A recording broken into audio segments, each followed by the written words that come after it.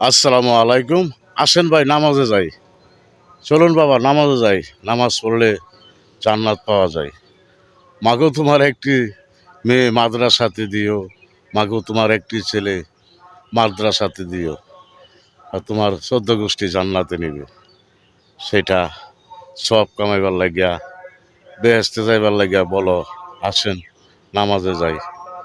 তা এতিম অসহায় তাদেরকে বলো না, কিরে বেড়া সকালে নাস্তা খাইছিলে, বাজান দুপুরে খাইছ, এই কথাটা একদিনও বলো নাই।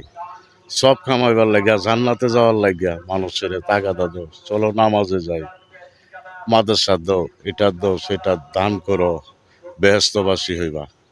তো এতিম অসহায় মানুষকে কেউ জিগাই নাই যে বাজান খাইছ সকালে নাস্তা, দুপুরে খাইছ, তোমরা কয় ভাই বোন, তোমার বাবা মা আছে না নাই, সেটা আমরা কেউ জিগাই না। যার যার চিন্তা করি আর জান্নাতের আশা করি, সেটা আমাদের সেটাই বল। এই যে মাদ্রাসাতে নিয়ে, এই যে শুনেন, হ্যাঁ মাদ্রাসাতে দিও, এসব বলতে পারি। আমরা বলতে পারি না যে তোমাদের দিন কেমন করে যায়, কি করো, কি কাজ করে ছোট ভাই বোনদের খাওয়াও বা বাবা মাকে সেবা করো নাকি, এটা আর জিগাই না।